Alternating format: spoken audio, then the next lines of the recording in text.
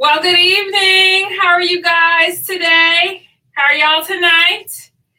Thank you for joining us this evening. We're going to be talking with some amazing women about a topic that's very important, how to handle Mother's Day and holidays while you're struggling with infertility.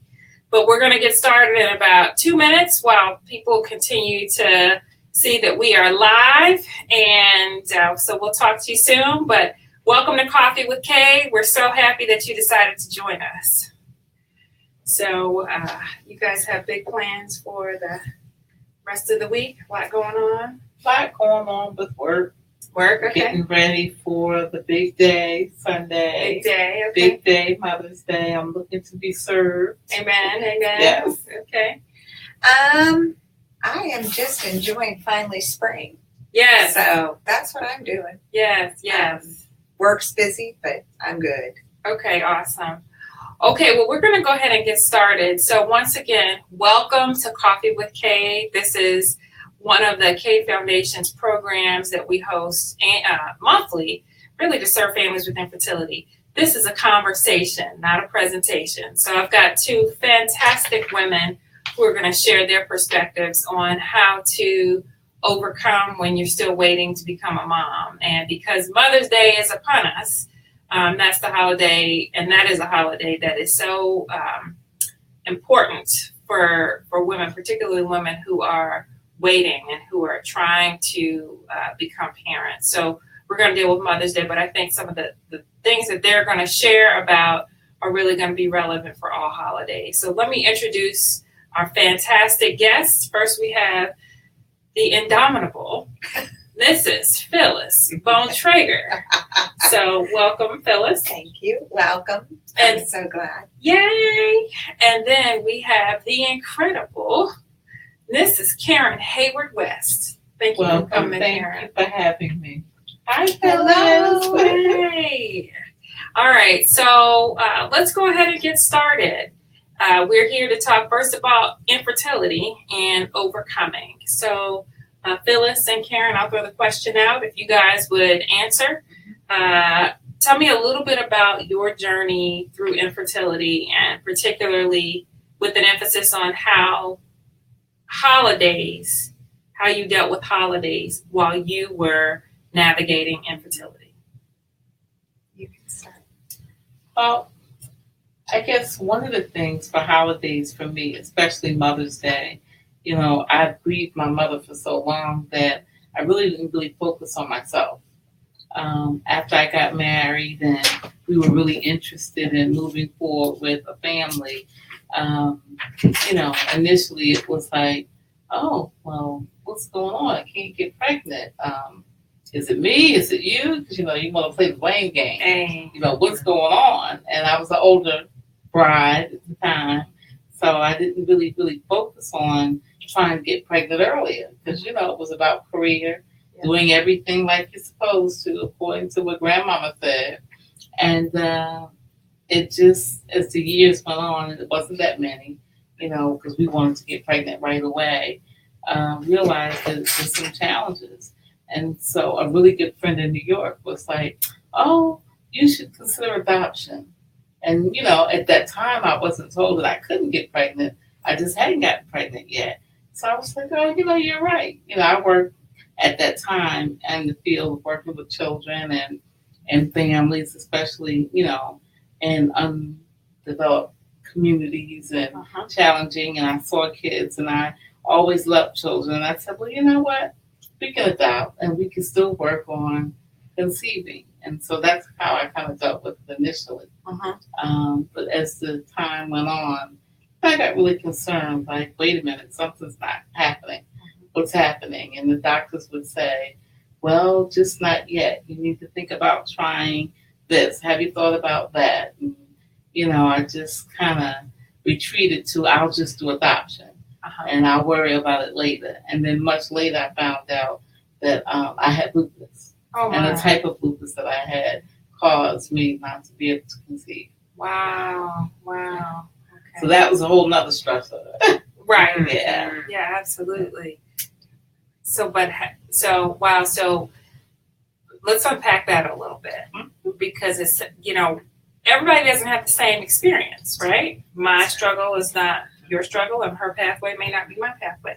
So for you, the holidays weren't as big of a challenge because your focus was on the larger family, on your mother, on other family members. Right. And still always being surrounded by children. Okay. Children that I had met over the years, and I kind of, took in as mine. Yeah. So, I had nieces and nephews, and everybody loved KK, and so I got cards and gifts and calls and emails and stuff. So it really didn't really hit home. And so I would say after I adopted my daughter, and Mother's Day was coming, and she asked a question about, her birth mom.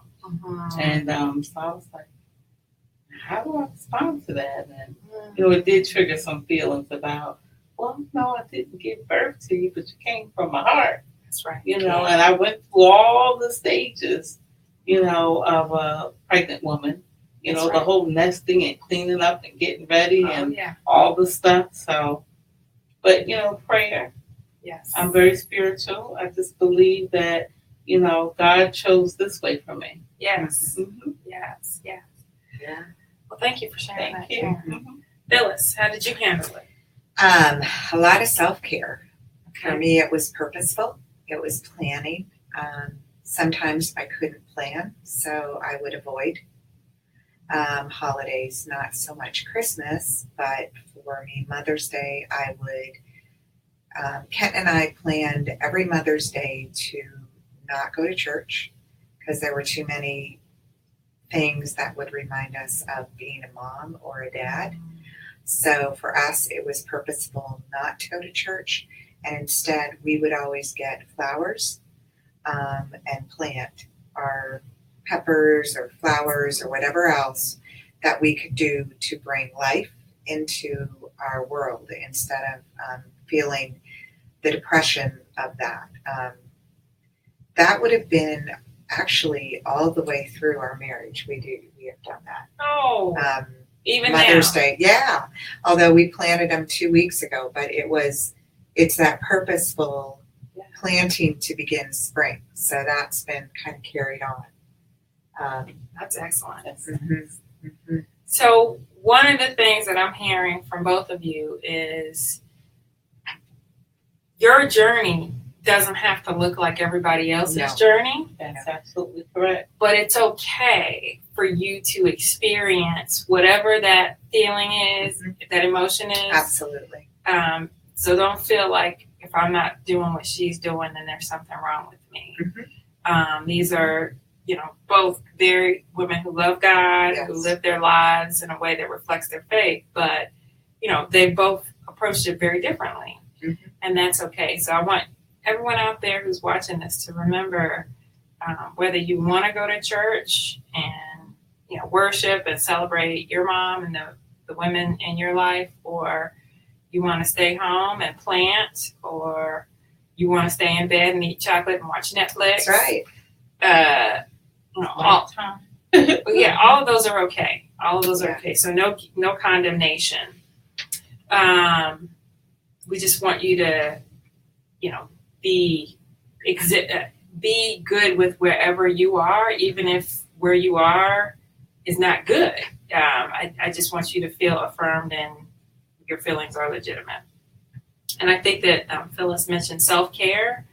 That's really important. You can't pour into other people if you're empty. That's right. And so definitely continue to think about ways that you can nurture yourself while you're grieving and while you're waiting, so that you are full and ready once you do become a mom. Whether you became a mom by birthing a child, or as Karen mentioned, there are family, friends, or children in the family that you can love on and support and speak joy and love into their lives. There are all different kinds of ways to express motherly affection, and it doesn't just have to be a child that you birth. And, Karen, you've shared that you adopted. Well, I didn't birth my children either. And, we've talked about that. We've talked a lot about that because they have my heart. And, they were in here for a long time. And, I'm grateful that they're out here now. And, mine are now 13 years old. But, we didn't come to motherhood in different ways. There's still another woman who carried both of our children, but they're still our kids. That's right. And mine too. And yours. Hey! That's and mine right. too. Yeah. We got, yes. Yeah. So for us, it was, we got pregnant with triplets and miscarried them at different times. And so I will talk about the holiday after that. So it was Thanksgiving. We miscarried the first baby at Thanksgiving, the day after Thanksgiving. And then by that Christmas, all of the babies had miscarried. So I was walking into Christmas with my husband's extended family who had 3 people pregnant. And I had just lost 3. So the grief that was there was pretty real. And again, self-care, how do you self-care when you don't expect, like, what do? I'm going to be in the house. I'm staying at the family's house. I am in that space. And so for me, it was important to say right up front. So Ken and I were pretty open about just going through this. And so it was very clear. I said, the beginning of the holidays, I just said to the family, I need to take care of me and Kenton needs to take care of him. So if I get up and leave, you are not to feel badly about that. It is for me to take responsibility for me. If I can't, you need to experience the joy you're having. This is your first babies or your second babies. But for me, I need to own this myself and I need to take care of me. So if I go for a walk, if I have a glass of wine, if I journal and pray, I will do that by myself, but I will need that space. And that worked, kind of. Okay. I mean, it's not beautiful. It's a really hard thing to do when you're surrounded by what you just lost. But at the same time, it wasn't that anybody was putting that in my face. It was just the reality that was there. You got to keep living, but you're still feeling like I felt like I was dying. And so I think there are moments on the journey. So we did IVF and got pregnant and then miscarried. And then we chose a year away from everything. Yes. So after we miscarried, because we had been trying infertility treatments for 2 years, we did 3 times of IVF, IUI. Yeah, we did the gamut. And it just didn't work. I had great eggs, 8 eggs, but no harvest. And so it was really painful. So Kenton and I did a memorial service that November in memory of the kids, but also at our church, also for the ending of fertility treatments. So we did a service of remembrance and celebration that this is time for us to stop. And that was something Kenton and I chose too. We had went to counseling before we started all the treatments. We found out we were infertile pretty soon after we got married. And so we were very clear. We went to counseling before and the counselor said, you need to be listening to each other, which means if you want to keep going, but your husband doesn't because he is worn out, you got to stop. You got to hear each other. You got to find that space. And so we always said, we will know when it's time to end. So after I miscarried, both Kenton and I looked at each other, it's time. So I got to unpack that because there was so much good in there.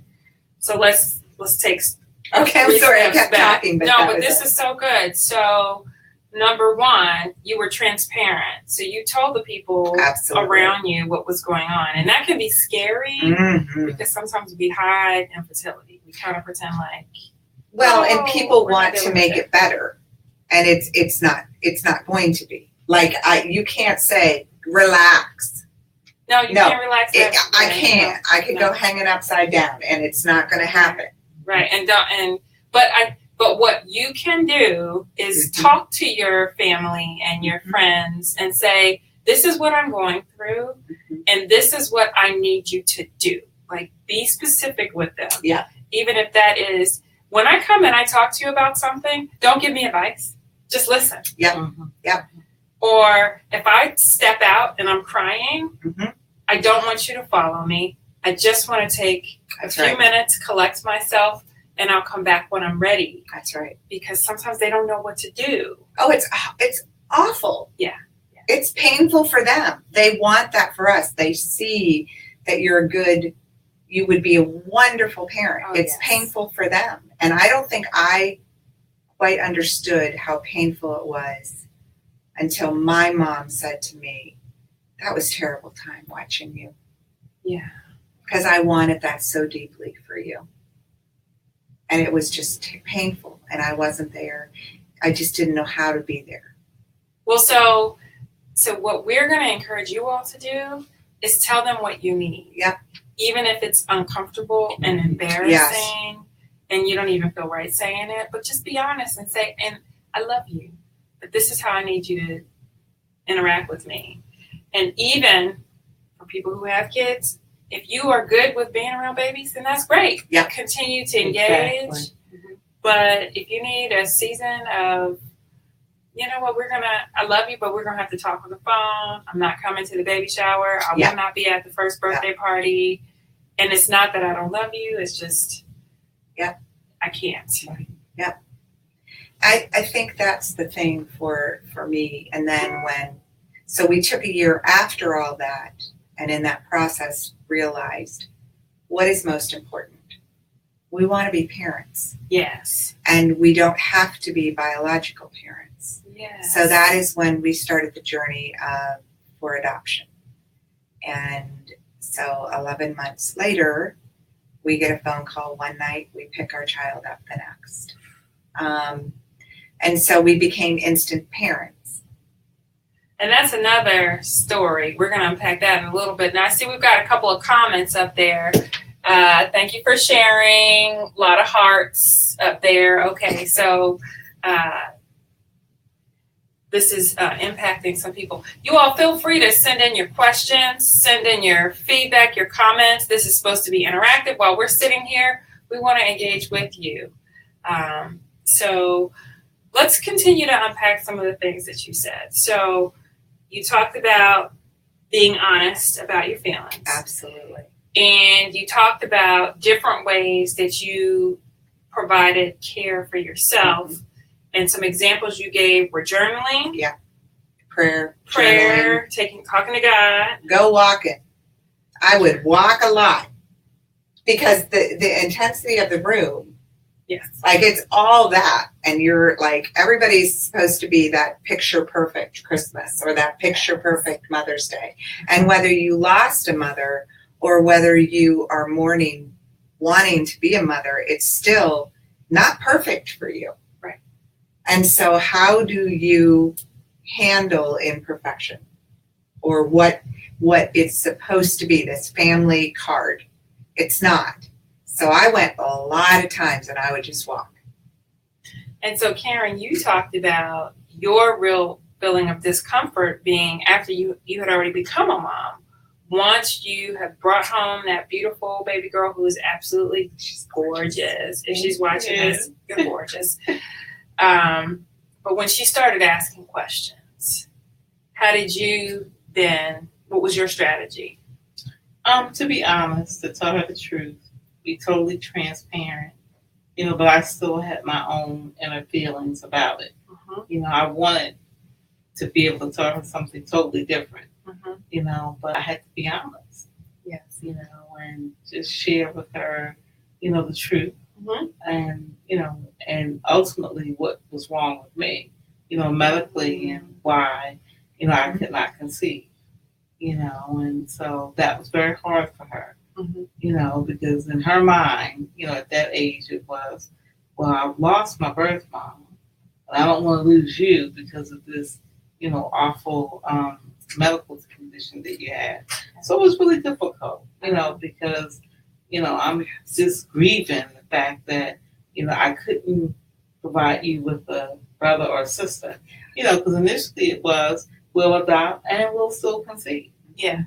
so Yes. just lots of prayer, honesty, and even to this day, we still talk about it. Yeah. And we have to talk about it. Okay. So something else that I don't remember what it was that mentioned, but I know that you both have talked about getting counseling. Mm-hmm. So that's another really important way that you can overcome while you're waiting. Don't feel like I've got to be completely broken and not unable to get up and go to the work and continue with my daily life before I have to go to a counselor. It's okay to plug in for care Mm-hmm. while you are waiting. Yeah.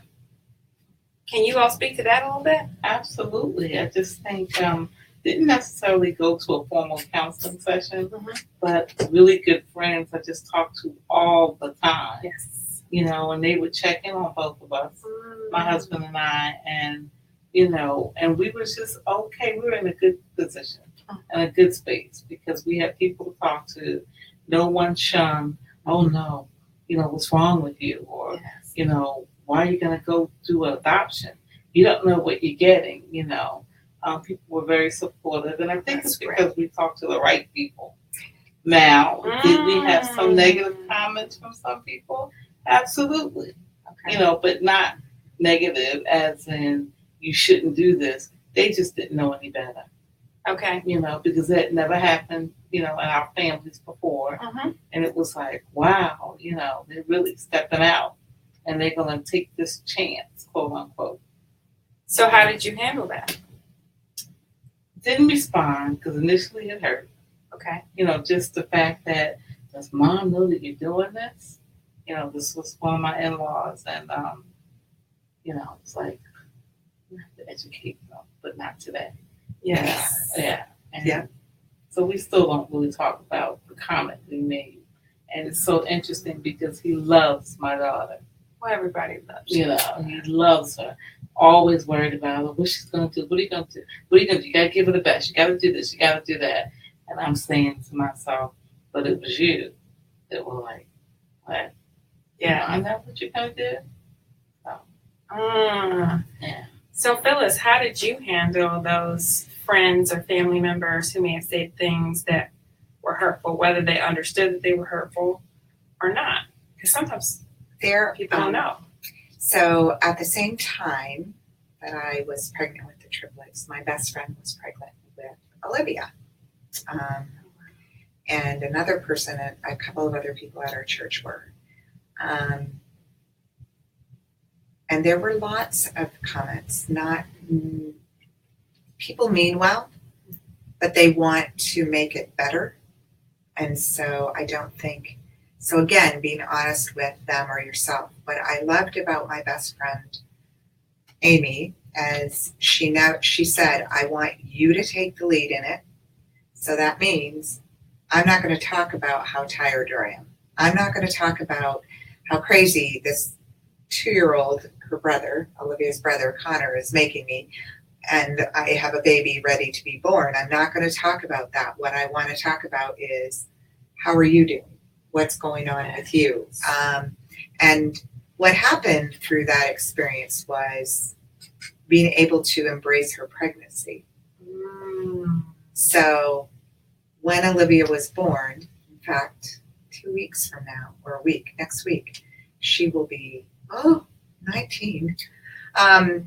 What I recognized was that Amy and Kent gave Kent and I the space to be supportive. And I was able to, the day that Amy brought Olivia home, she said, if you want to come to the hospital, you guys can come, but we're going to be home real soon. It's up to you. We went there the first night, and that night, Amy let me go up into Olivia's nursery and sit and hold her and rock her by myself. And I cried and I cried and I cried. But it was the most healing thing that I probably ever did, because it was embracing a child, because they would have been the same age. The triplets would have been the same age. And then when we got Ian, Olivia and Connor were like brother and sister to him. And they were at the airport waiting for us. But it was that honestness of myself and that friendship that allowed me, like I valued what I learned from that, to embrace a person where they are instead of giving them the words to say. She said, I don't have any words. I don't know what that feels like. So what I want to do is have you tell me. That was huge. So what I'm hearing is you guys both had good friends. Mm-hmm. So how do we pick our people to kind of be open and transparent with versus those who may not be ready? I had to like cut some relationships off. Okay. I will be honest in saying that. Like, I had to kind of put a boundary up around me. Okay. Because I'm not going to just walk up and say, hi, I'm infertile. I can't have children and I don't want to hear about yours. I don't want to hear about how tired you are because you're pregnant. I just don't want to. Thank you very much. So I had to choose who I knew. And there were people that I told and didn't know what to do with it. And we drifted. And I was okay with that. Okay. It was the season for them to be really involved with their kids. Yes. But I couldn't. I yearned for that too much. And I taught at the same time. So I was teaching every day with 4-year-olds. Every day I would show up to work. And every day I would hear, well, you're going to get pregnant because it's in the water here, because lots of people are getting pregnant. So if somebody says that, tell them you're lying. It's not in the water, and that's hurtful. We got to just start speaking truth to people. Absolutely. Yeah, I agree. Stop saying these little things that make you feel more comfortable, because it makes me feel really sad. So I hate to wrap this up, but we that quickly have flown through 30 minutes. So Wow. I really want to thank and celebrate Miss Phyllis Bontrager, who ultimately did become a parent, a mother, and her son Ian is 17 years old. Going on 40. All right, and super handsome and smart and just an incredible young man. And then Mrs. Karen Hayward West, whose gorgeous daughter is 16 years old. 17 in a minute. Whoa. 17 in a minute. So the last thing I want to leave you all with is just hope and encouragement that if you don't give up, at some point, somehow you will overcome. They overcame. Yes. I overcame. You will overcome. I also want to do a shameless plug, the Race for the Family. K Foundation's Race for the Family, hosted by Shady Grove Fertility, is scheduled for Saturday, June 16th. Tickets are available right now at raceforthefamily.com. And for every ticket purchased, you will be entered into a raffle to win $10,000 in fertility treatment at Shady Grove Fertility. So we're going to have a great day. We're going to take over the zoo and Druid Hill Park. So we hope to see you out there. Again, raceforthefamily.com. And you can always give us a call at the office if you have any other questions. Oh, also, Family Building Grant. We are now accepting applications for our fall Family Building Grant, and that will provide up to $10,000 for either fertility treatment or adoption. And so for more information, visit our website, www.cadefoundation.org. I see we got a quick question. This was an excellent session. Lots of great information. Thank you so much for sharing your stories. Thank you for Camille for planning this session and for all that you do for the community. We'll be at the race. Yay! All right, you guys have a great evening. And until next time, we didn't have our mugs out, but remember to keep something yummy in your cup or your mug, and we'll see you soon. Be well. Thank you. Thank you. Yay. Back